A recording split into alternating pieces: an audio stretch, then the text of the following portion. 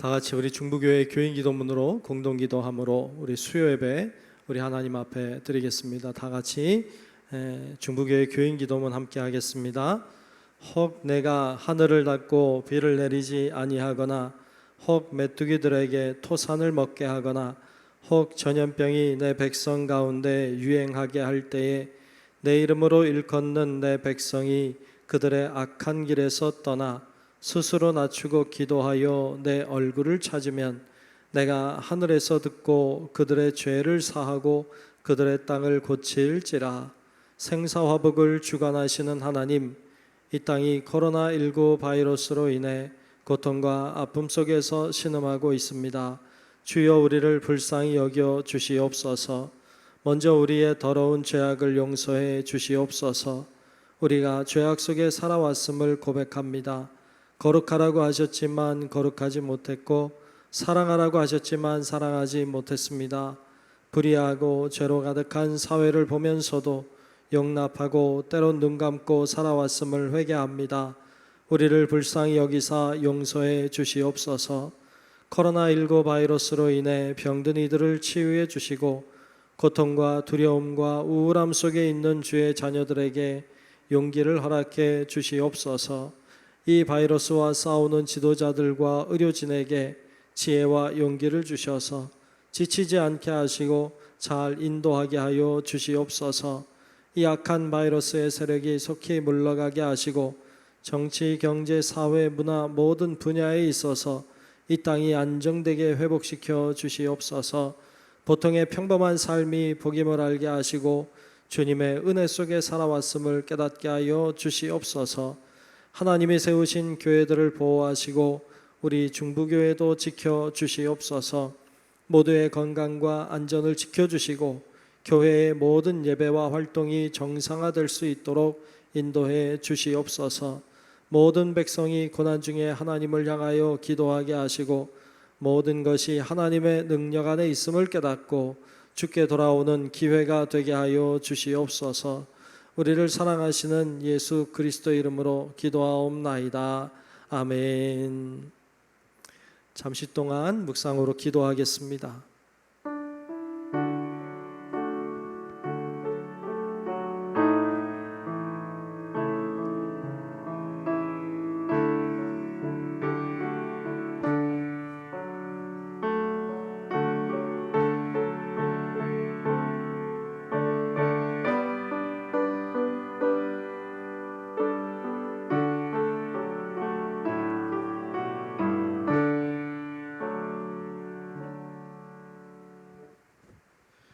다 같이 찬송가 183장 빈들의 마른 풀같이 우리 함께 183장을 찬송하겠습니다.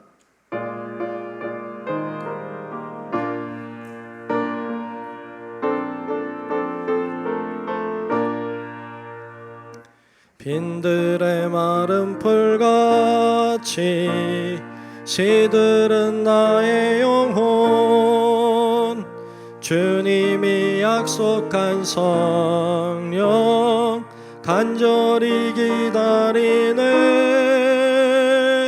가물어 메마른 땅에 단비를 내리시듯 성령의 단비를 부어 새 생명 주옵소서.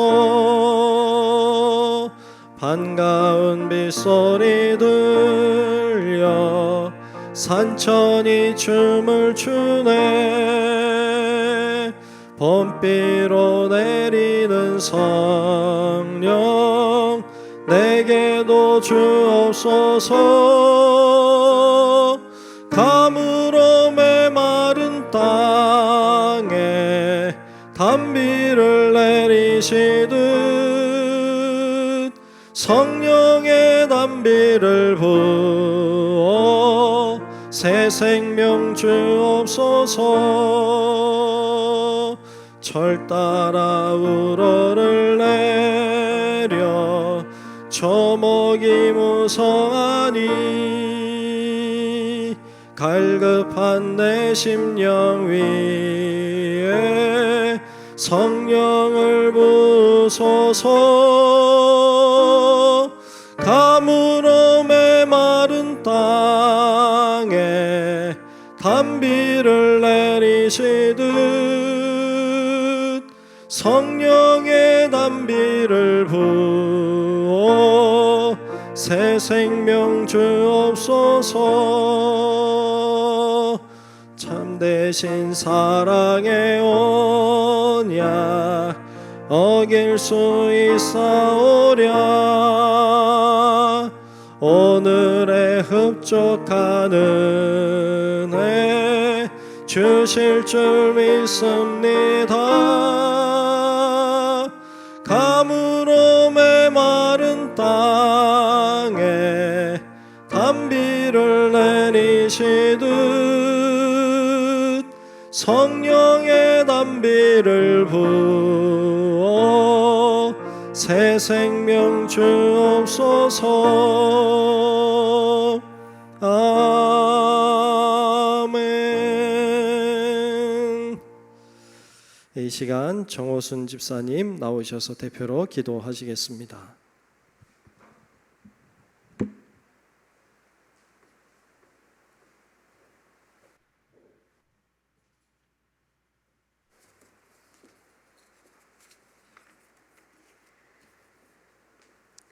하나님 감사합니다.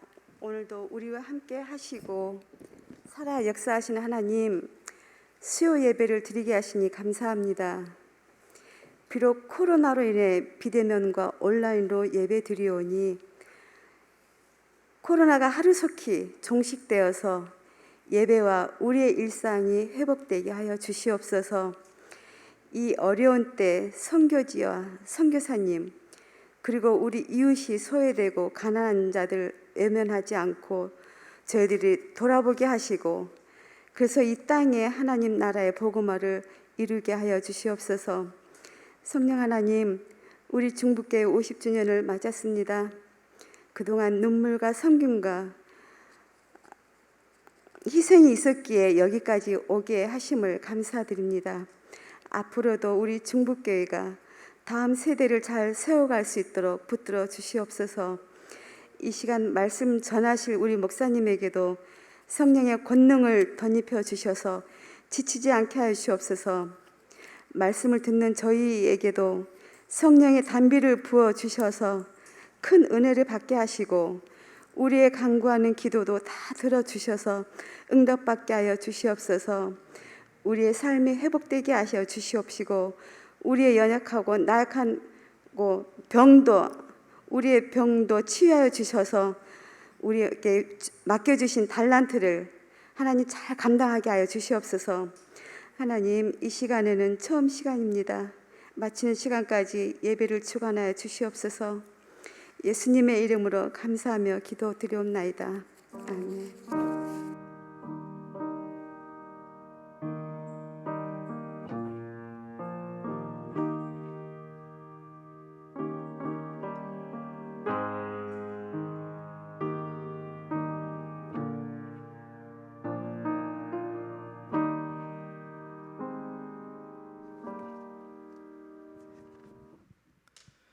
네, 오늘 주시는 말씀을 보겠습니다. 오늘 말씀은 사도행전 5장 17절부터 32절까지 말씀 보겠습니다.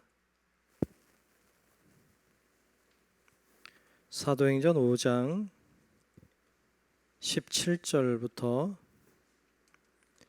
32절까지 말씀 보겠습니다.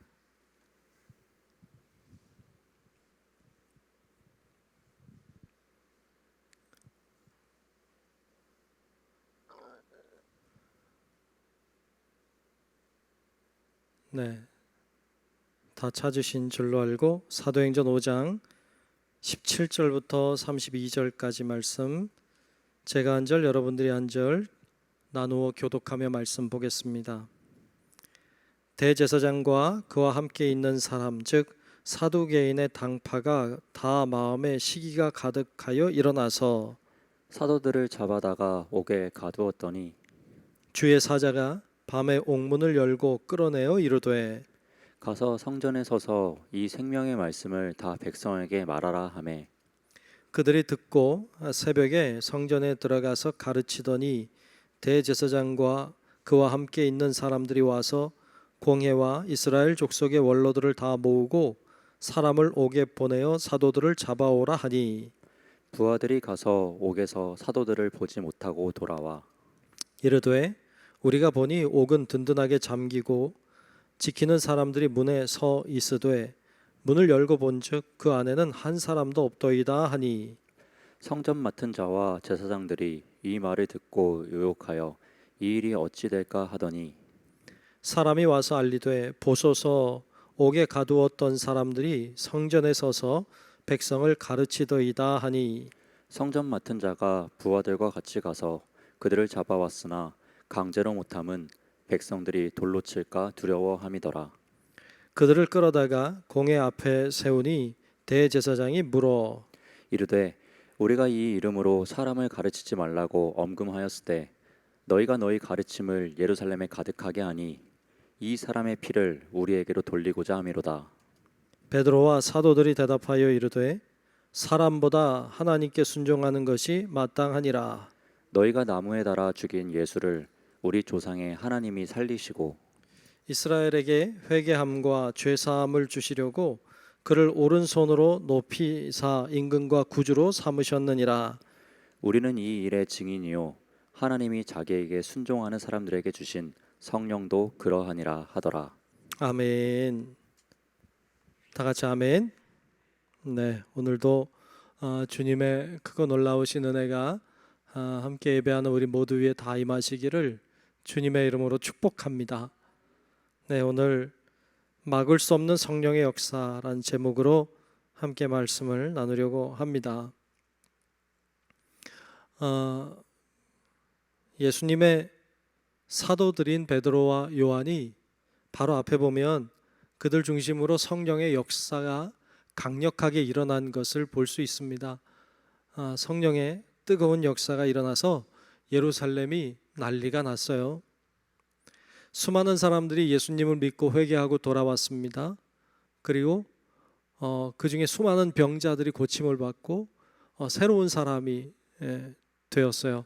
심지어는 우리가 바로 앞에 보면 베드로의 그림자가 지나가기만 해도 무슨 그 아이들 우상 그 뭐라 그러죠? 아이돌 애들 막 지나가면 뭐 옷깃에라도 만져보면 좋겠다 뭐 이런 거 비슷하게 그림자만 지나가도 나음을 받으리라고 믿는 사람들이 한번 질비하게 있는 이런 놀라운 역사가 예루살렘에서 일어난 거죠. 그런 일이 일어나니까 오늘 말씀에 보면 대제사장들과 그리고 오늘 말씀에 보면 특별히 사두개인들이 나오는데 이들이 중심이 돼서 이 베드로와 요한 사도들을 옥에 가두어 버립니다. 왜 옥에 가두었을까요? 뭘 잘못했길래 가두었을까요? 뭘 잘못했죠? 글쎄 뭘 잘못했는지 잘 모르겠어요. 뭐 제가 보기에는 잘한 것 같아요. 그리고 뭐 병든 자들 고치고 뭐 말씀 전하고 그게 뭐 죄인가요? 이런 생각이 드는데 가뒀어요. 왜 가뒀는지를 오늘 본문은 이렇게 설명하며 시작하고 있어요.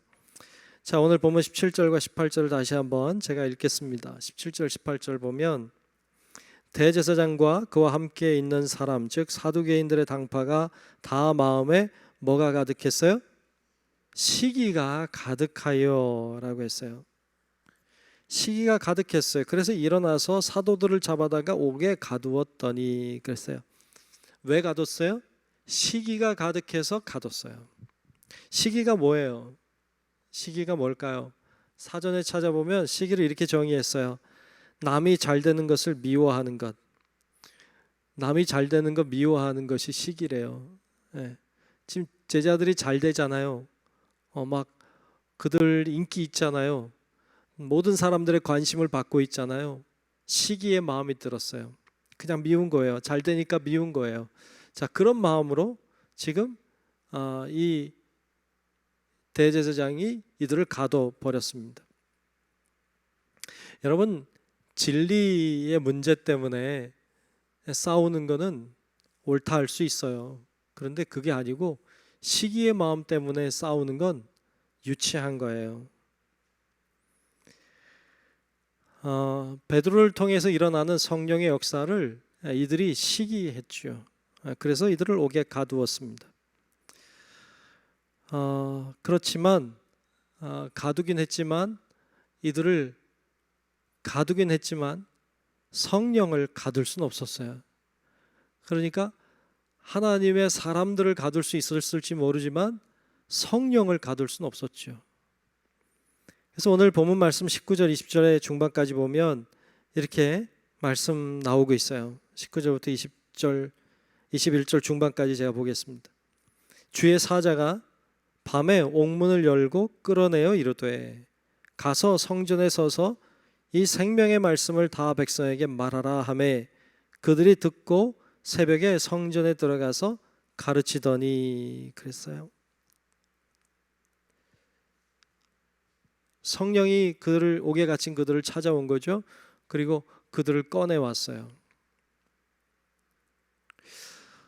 그리고 성전에 가서 말씀을 전하라고 말씀해 주셨습니다. 아무리 가두려고 해도 성령을 가둘 수는 없어요. 성령의 역사를 막을 수는 없어요. 그 사건이 있은 다음에 아침이 되어서 이제 공회가 모인 거죠. 대제사장을 중심으로 모였어요. 사두개인들이 모인 거죠. 모이고는 이들을 불러오라 그랬는데 옥에 가서 보니까 없는 거죠. 사람이 없는 거예요. 그래서 오늘 본문 22절 23절에 보면 이렇게 증언하고 있습니다. 자, 22절 23절에 보면 부하들이 가서 옥에서 사도들을 보지 못하고 돌아와 이르되 우리가 보니 옥은 든든하게 잠기고 지키는 사람들이 문에 서 있으되 문을 열고 본즉 그 안에는 한 사람도 없더이다 하니 그랬어요. 옥은 잠겨 있어요.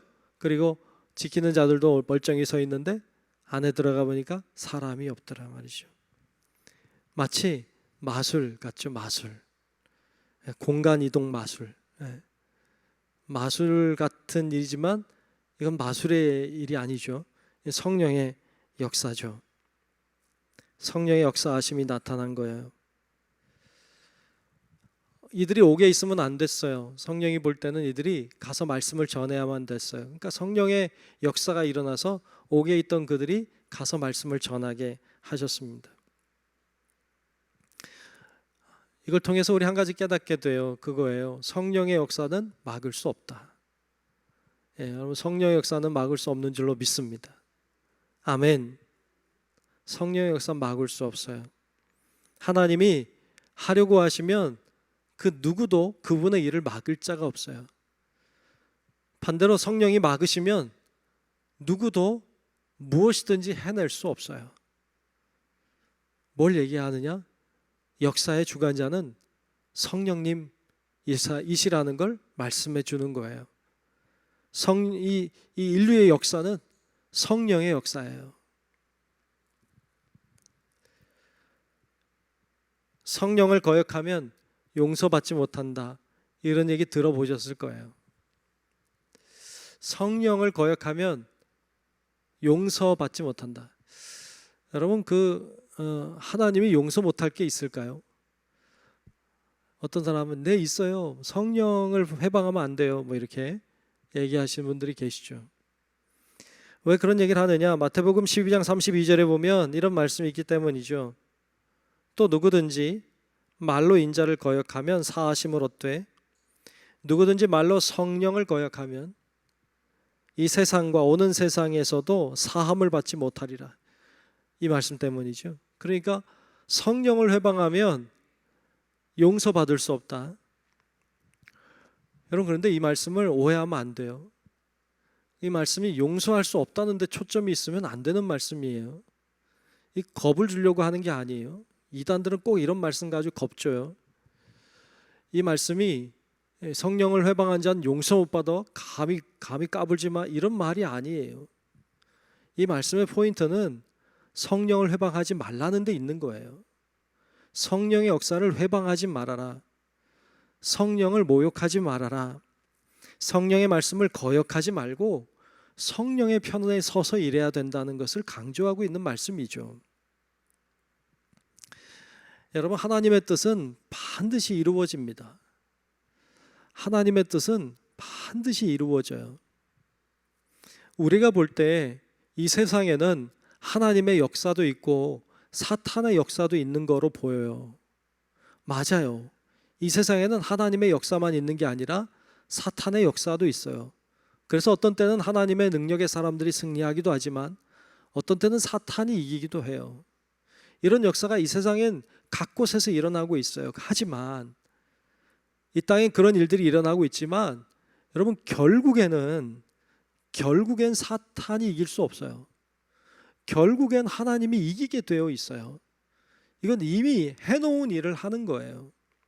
이미 결정난 싸움을 하는 거예요. 이 세상에 일어나는 불의한 일들이 많다고 해서 여러분 같이 따라가면 안 돼요. 왜냐하면 거기 따라가는 건 결국 망하는 것이기 때문이에요. 잘 되는 것 같아도 하나님의 일이 아니면 따르면 안 돼요.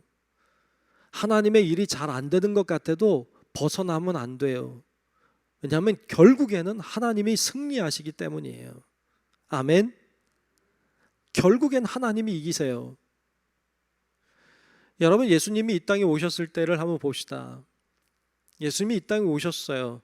오시자마자 사탄의 역사는 불일 듯 일어났어요.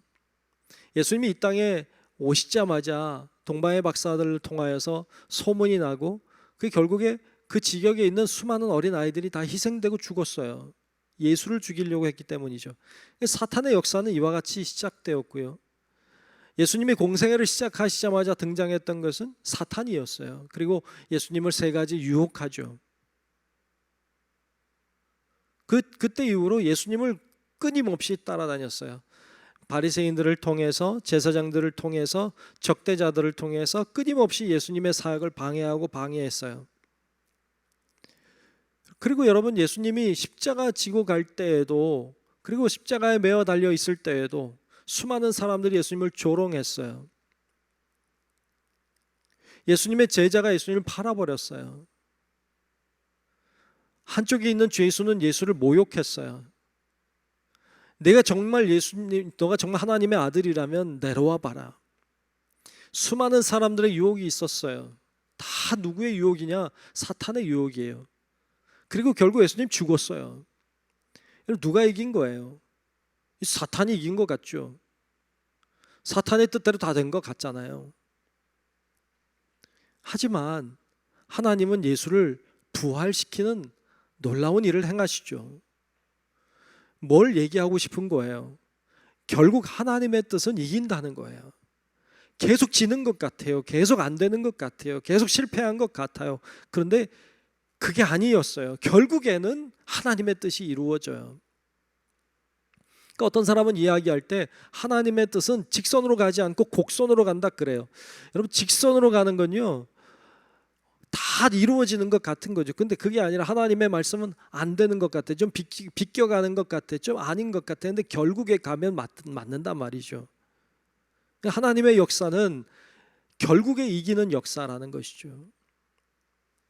그래서 여러분, 우리가 이 세상을 살아가는 동안에서도 여러분, 이 세상에 이기는 것 같은 걸 따라가면 안 돼요. 잘 되는 것 같은 걸 따라가면 안 돼요. 우리는 잘 안 되는 것 같고 실패하는 것 같아도 진리를 따라가야 돼요. 그게 예수의 사람이에요. 다 잘 되는 것, 그것만이 하나님의 역사라고 생각하는 건 큰 착각이에요. 예수님은 죽으셨어요. 완전 실패자죠. 근데 예수를 우리는 실패자라고 말하지 않아요. 진리를 따르셨기 때문이에요. 지금은 코로나 사태로 모두가 다 어려운 때입니다. 그리고 이게 언제 끝날지 잘 모르겠어요. 여러분, 그런데 이런 믿음을 가질 필요가 있어요. 결국 하나님의 뜻은 이긴다는 마음이에요. 믿음이죠. 지금은 코로나가 득세하고 있어요. 근데 여러분, 이것이 하나님의 뜻이라면, 코로나가 하나님의 뜻이라면, 코로나로 인해 인류가 어려워지고 인류가 고통 중에 이렇게 힘들어하는 과정이 하나님의 뜻이라면 이거 막을 길이 없어요. 그런데 만약 코로나 사태를 이기고 극복하는 것이 하나님의 뜻이라면 이건 끝날 날이 있어요. 누구 손에 달렸느냐? 주님의 손에 달렸어요. 이거에 대한 믿음을 갖는 게 굉장히 중요해요. 그러니까 그러니까 우리가 구하는 게 뭐예요? 이게 빨리 끝나기도 우리가 구해야 되겠지만 결국 하나님의 뜻이 이루어지기를, 결국 하나님의 뜻이 속히 이 땅에 이루어지고 펼쳐지기를 위해서 간구하는 거예요. 그게 우리가 할 일이에요. 하나님이 하려고 하시면, 성령님이 하려고 하시면 막을 자가 없어요. 그분이 막으시면 될 게 없어요. 그러니까 여러분, 우리들이 코로나 문제도 그렇고 여러분들이 만나고 있는 여러 가지 문제들도 마찬가지로 하나님이 하려고 하시면 된다. 이 믿음 가지고 여러분 어려움도 잘 극복하고 또 이겨내고, 어렵다고 해서 여러분 안 된다고 해서 곁길로 가지 말고, 잘못된 길로 비진리인 줄 알면서도 가지 말고, 오직 진리의 길을, 말씀의 길을, 성령이 원하시는 길을 걸어가는 우리 성도 여러분들이 되시기를 주님의 이름으로 축복합니다. 아멘. 그래야 돼요. 자, 여기서 우리가 중요한 것은 무엇인가 하면, 그럼 우리가 누구 편에 서 있는가 하는 게 중요해요. 그러니까 성령님이 이기시기 때문에 성령 편에 서 있어야 돼요. 근데 그렇지 않고 사탄의 편에 서 있으면 우리에게 방법이 없어요.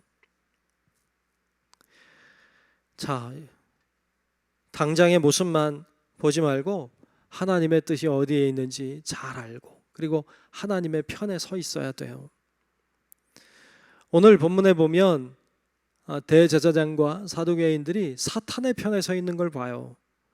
그리고 사도들이 하나님의 편에 서서 일하고 있는 것을 볼 수 있습니다. 그래서 성령님이 그들을 도와요.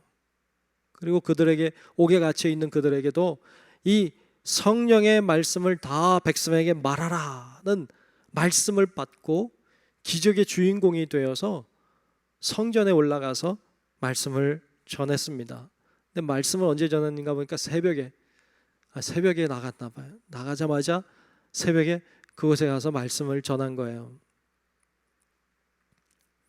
여러분 한번 생각해 봅시다. 이 사람들이, 사도들이 지금 밖에서 말씀 전하다가 옥에 갇혔어요. 하나님이 꺼내줘서 나가긴 했는데 또 거기 서서 말씀을 전하래요. 그럼 어떻게 될까요? 또 잡혀가겠죠. 그럼 또 감옥에 또 들어가겠죠. 뻔한 이야기잖아요. 근데 여러분, 감옥이 그렇게 편한 곳 아니잖아요. 감옥이 그렇게 편안한 곳 아니잖아요.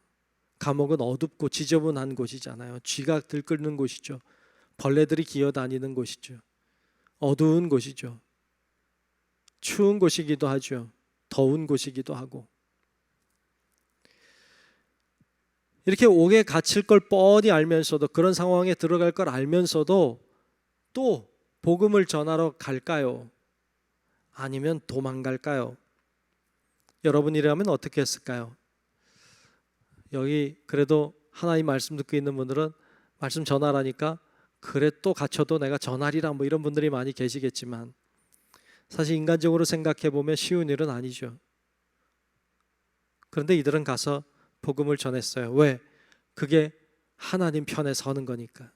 그게 진리니까. 괴로움을 당할 걸 뻔히 알지만 진리의 길을 가는 거예요. 그게 하나님의 편에 서는 거예요. 하나님의 사람이 되는 것이죠. 중요한 건 뭐냐 하면, 우리가 하나님이 일하시는 도구로 쓰임 받는 거예요. 내가 하나님의 편에 서 있으면 하나님이 나를 도구로 삼으셔서 하나님의 일을 행하세요. 그래서 내가 하나님의 편에 서는 건 대단히 중요해요. 이사야서 6장에 보면 하나님이 탄식하시는 소리를 듣죠. 하나님이 이렇게 탄식하시죠. 내가 누구를 보내며 누가 우리를 위하여 갈꼬. 이사야서 6장 8절에 나와 있는 말씀인데, 내가 누구를 보내며 누가 우리를 위하여 갈꼬. 이사야가 대답하죠. 내가 여기 있나이다. 나를 보내소서. 이사야가 주님의 편에 서 있었던 거죠. 주님의 음성을 듣죠. 어떻게 살아야 되는지 알죠.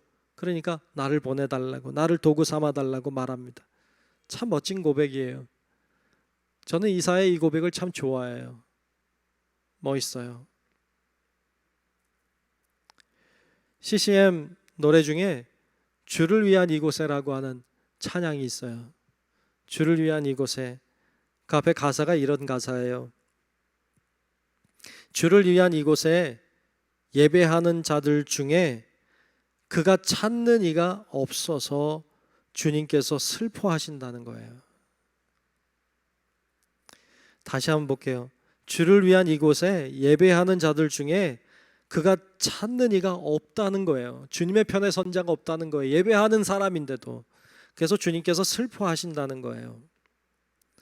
그 다음 가사가 이래요. 주님이 찾으시는 그 한 사람, 그 예배자, 내가 그 사람 되길 간절히 주께 예배하네. 주님이 찾으시는 예배자가 내가 되고 싶다. 주님께서 찾는 그 사람 내가 되었으면 좋겠다. 이사야의 고백이 그런 고백이잖아요. 사람이 많이 있다고 해서, 사람이 1000명, 10,000명 모인다고 해서 하나님이 찾는 사람들이 과연 얼마나 될까는 모르는 거예요. 인간의 눈으로 바라보는 관점으로는 많이 모이면 많을 거라고 생각하지만 과연 그럴까요? 정말 여러분들이 하나님이 찾으시는 사람이 될 수 있기를 주님의 이름으로 축복합니다. 그것이 얼마나 행복한 일일까요? 한 번 사는 인생이잖아요. 한 번 사는 인생이잖아요. 어떻게 살래요? 주님 원하는 뜻대로 한번 살아봐야죠.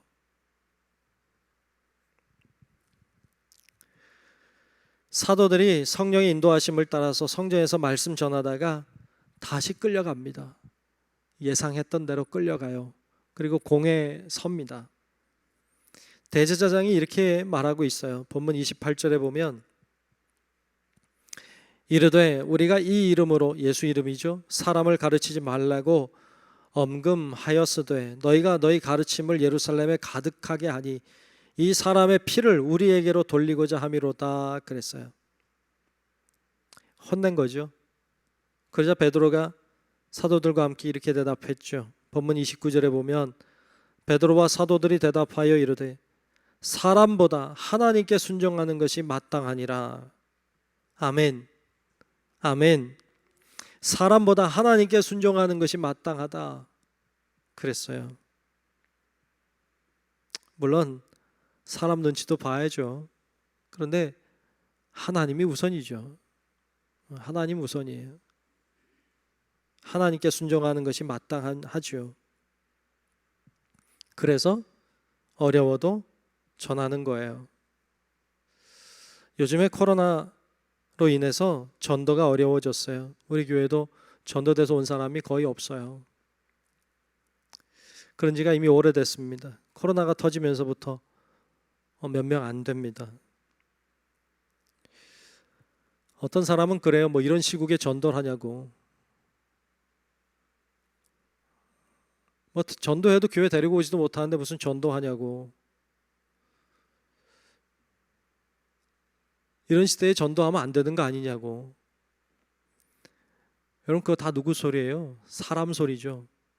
더 나아가면 사탄의 소리죠. 주님의 소리는 뭔데요?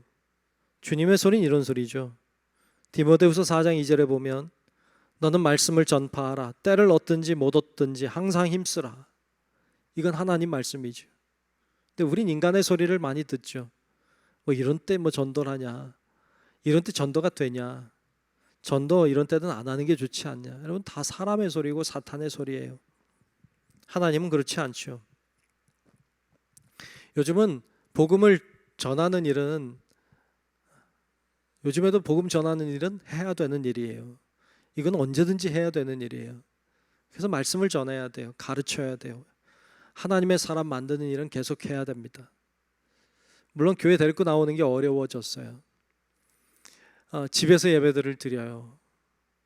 집에서 예배 드리고 모이지 못하니까 어려운 건 사실이지만, 그리고 단점이 참 많이 있지만 장점도 있어요. 장점 중에 하나가 제가 언젠가 이야기도 했지만 모이는 예배에만 관심 갖던 우리가 흩어지는 예배에 관심을 가지기 시작했어요.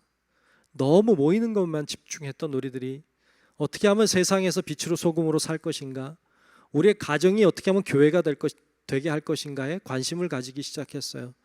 집에서 예배 한 번도 안 드리던 집들이 집에서 예배를 드리기 시작한 거예요. 어찌 보면 장점이기도 하죠. 그리고요, 복음을 전하고 전도했는데 그 사람을 예배당까지 데려오기는 참 어려웠어요. 그런데 여러분들의 집에서 예배를 같이 드릴 수는 있게 됐어요. 이웃집 사람과 함께 앉아서 예배를 드릴 수 있어요. 라이브로 예배도 드릴 수 있지만 녹화된 영상을 통해서도 함께 말씀을 들을 수 있어요. 이것은 어떻게 보면 영상으로 예배하게 된 장점이기도 해요. 교회까지 데려오긴 어렵지만 여러분의 집에는 들어오게 할 수 있죠. 집에서 같이 예배를 드릴 수도 있는 거죠. 복음을 전하는 게 어려워진 건 사실이지만, 불편해진 것도 사실이지만 어떤 의미에서 보면 편해지기도 했어요. 전해야 돼요. 전하는 것이 하나님의 뜻이에요. 내가 복음을 전하는 자가 될 때 나는 주님의 편에 서는 것이고 주님이 나를 통해 일하기를 시작하시는 겁니다. 자, 그리고 이렇게 말을 하고 있어요. 베드로와 사도들이 계속해서 이렇게 말을 합니다. 오늘 본문 30절부터 32절까지인데요. 이렇게 말해요. 너희가 나무에 달아 죽인 예수를 우리 조상의 하나님이 살리시고 이스라엘에게 회개함과 죄사함을 주시려고 그를 오른손으로 높이사 임금과 구주로 삼으셨느니라. 우리는 이 일의 증인이요 하나님이 자기에게 순종하는 사람들에게 주신 성령도 그러하니라 하더라. 아멘. 아멘. 이 이야기를 좀 장황하지만 좀 정리해 보면 세 가지로 요약이 돼요. 세 가지로 요약됩니다. 요약을 기억하셔야 돼요. 첫 번째는요, 너희가 메시아인 예수를 죽였다는 거예요. 너가 예수를 죽였다는 겁니다. 여러분, 예수 누가 죽였어요? 사실 우리가 죽였잖아요. 오늘도 우린 예수를 죽이고 있는데, 그러니까 너희가 예수를 죽였다는 거예요. 두 번째 얘기하고 있는 건, 그런데 하나님이 그를 임금과 구주가 되게 하셨다는 거예요. 하나님이 그를 임금과 구주가 되게 하셨다. 세 번째는 우리는 증인이고 성령도 그렇다는 거예요. 다시 정리. 첫 번째는요, 너희가 메시아인 예수를 죽였다는 것이고요. 두 번째는 하지만 하나님이 그를 구주와 임금과 구주가 되게 하셨다는 거예요. 세 번째는 우리는 증인이고 성령님도 그렇다는 거예요. 이 얘기가 핵심이에요. 세 가지 얘기를 하고 있습니다. 자, 이걸 다시 한번 보면, 첫 번째 다시 한번 보면 너희가 메시아인 예수님을 죽였다는 거예요. 그러므로 뭐가 필요한가? 회개가 필요하다는 거예요. 너희가 죽였으니까 회개해야 된다는 거예요. 너희가 죄를 졌으니까 회개해야 된다는 거예요. 두 번째, 하지만 하나님이 그를 임금과 구주가 되게 하셨다. 그러므로 이것을 믿어야 한다는 거예요. 고백해야 한다는 거예요. 예수님이 임금이시라고 하는 걸, 예수님이 구주가 되셨다고 하는 걸 우리가 믿고 그리고 인정해야 돼요. 그리고 고백해야 돼요. 이걸 해야 된다는 이야기가 들어있는 것이죠. 세 번째로 우리는 증인이고 성령도 그렇다는 거예요. 그러므로 우리도 증인된 삶을 살아야 한다는 이야기를 하고 있어요. 이 이야기를 하고 싶은 거예요. 우리가 해야 될 일을 따져보면 우리가 회개하는 것, 그리고 그분을 믿고 고백하는 것, 그리고 우리도 증인이 되는 것, 그렇게 살아야 된다고 오늘 말씀은 우리들에게 가르쳐 주고 있습니다. 그래서 이걸 늘 점검해야 돼요. 첫 번째, 나는 회개하고 있는가를 점검해야 돼요. 내가 늘 회개하고 있는가 점검해야 돼요. 두 번째, 나는 정말로 하나님을, 예수님을 전심으로 믿고 있고 고백하고 있는가 점검해야 돼요. 세 번째, 나는 증인된 삶을 살고 있는가 점검해야 돼요. 이 점검을 통해서 나를 늘 돌아봐야 돼요. 당연히 내가 회개했지, 여러분 그러지 말고 진짜 회개했는지 주님 앞에 알몸으로 서봐야 돼요. 내가 늘 주님을 믿고 신뢰하지, 내가 늘 고백하지, 그렇게 말고 진짜로 하고 있는지를 점검해야 돼요. 내가 정말 증인으로서의 삶을 살아내고 있는지 점검해야 돼요. 그거 늘 점검하면서 하루하루 사는 게 그리스도인이에요. 그렇게 살아야 되는 거죠. 한 이야기하고 마치려고 합니다.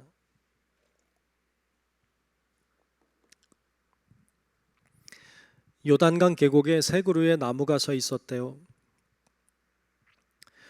요단강 계곡에 세 나무가 서 있었는데 이 세 나무는 다 나름의 꿈을 가지고 있었답니다. 첫 번째 나무는 이런 꿈을 가지고 있었어요. 나는 크게 자라나서 저 예루살렘 성전에 큰 기둥이 돼야지.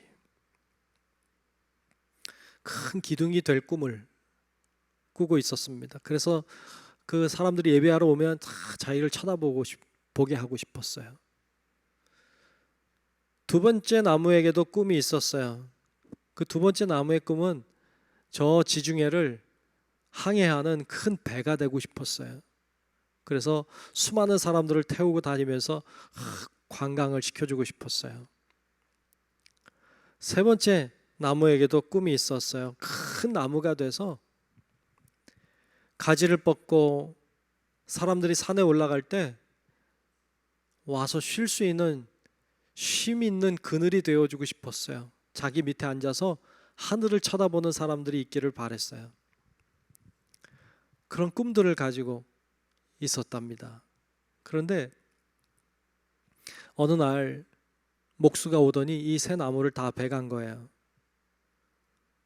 베가지고는 첫 번째 나무를 가지고 뭘 만들었는가 하면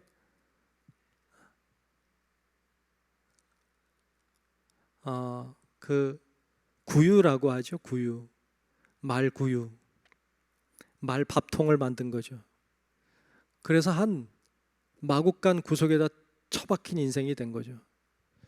근데 참 우리가 아는 것처럼 예수님이 그 구유에 누이시게 된 거죠. 자기 꿈은 그거였어요. 큰 나무가 돼서 기둥이 되는 거였어요. 그런데 현실은 말구유가 된 거죠. 그런데 말구유가 되긴 했지만 예수님이 누임 받는데 쓰임 받았어요. 두 번째 나무는 큰 배가 돼서 지중해를 항해하는 거였어요. 근데 이 나무를 가지고 목수가 정말 배를 만들었어요.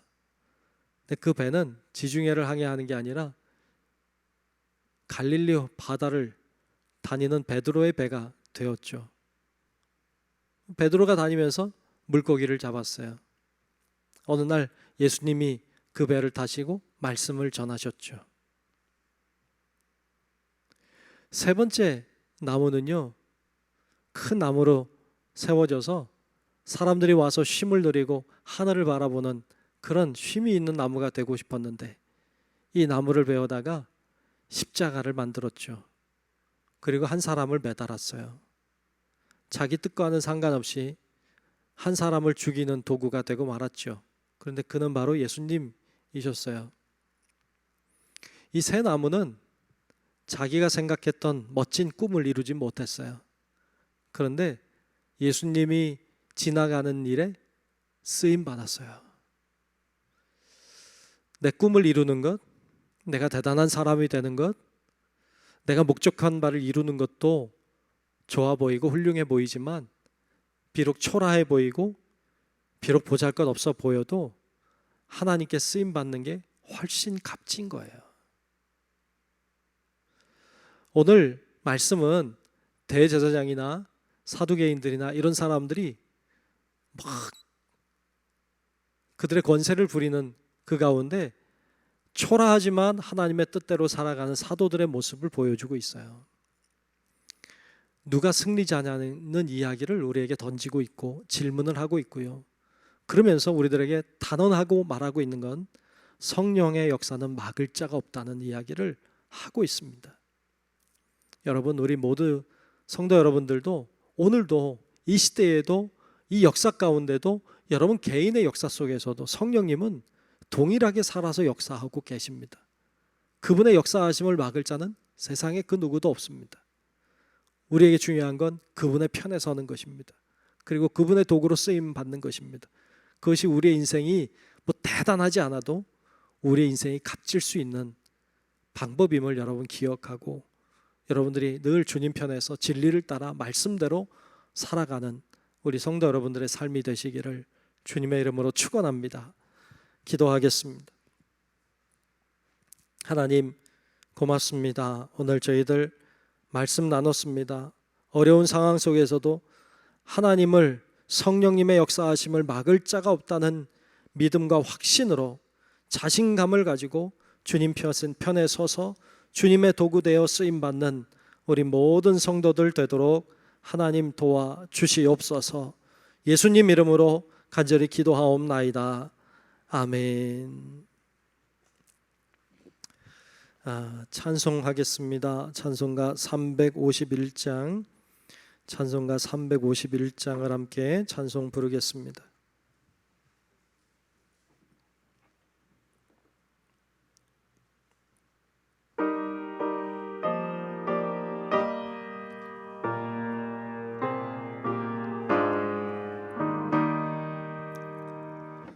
믿는 사람들은 주의 군사니 앞서가신 주를 따라갑시다. 우리 대장 예수 길을 들고서 접전하는 곳에 가신 것 보라. 믿는 사람들은 주의 군사니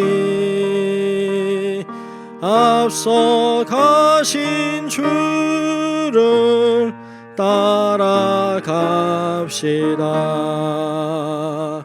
원수 마귀 모두 쫓겨가기는 예수 이름 듣고 겁이 남이라. 우리 찬송 듣고 지옥 떨리니 형제들아 주를 찬송합시다. 믿는 사람들은 주의 군사니 앞서 가신 주를 따라갑시다. 세상 나라들은 멸망당하나 예수 교회 영영 왕성하리라.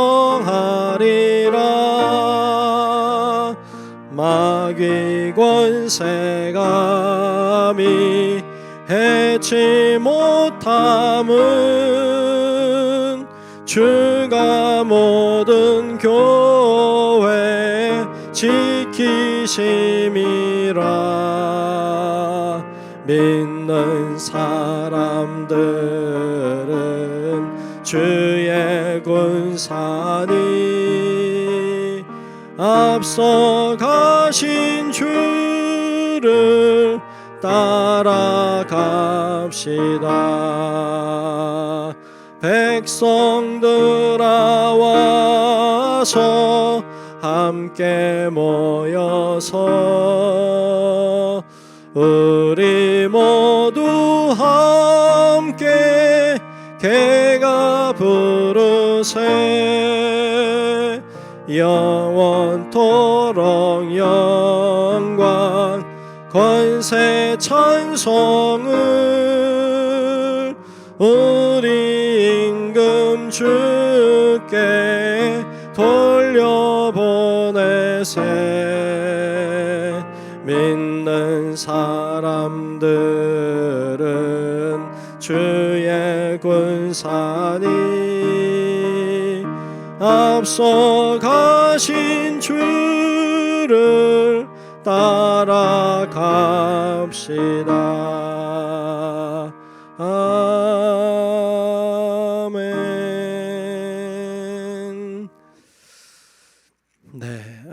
뭐 다른 광고는 없습니다. 여러분들이 주보를 잘 참고하시면 좋겠고요.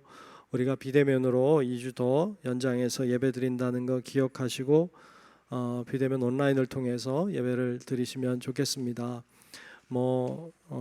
이제 정부에서 요청하기는 예배당에 19명까지만 드려라. 그리고 그 이상은 드리지 말라고 그렇게 이제 공문이 내려오고 있고 계속 이야기를 하고 있습니다. 여러분들이 가능하면 집에서 예배를 잘 드리시도록 여러분 그렇게 해주시면 더욱 좋겠고요. 수요예배, 금요기도회, 새벽기도회 여러분 다 모든 예배에 열심히 참여하시고 또 함께 하시기를 바랍니다. 모이지 못할 때 더 예배를 잘 드리셔야 됩니다. 더 기도하셔야 되고 더 말씀을 묵상하고 더 여러분들의 믿음을 잘 지키셔야 합니다. 여러분들이 그렇게 믿음 생활을 더 잘 해주시기를 바랍니다. 우리 모두 일어나셔서 찬송가 620장 함께 부르겠습니다. 1절만 부릅니다.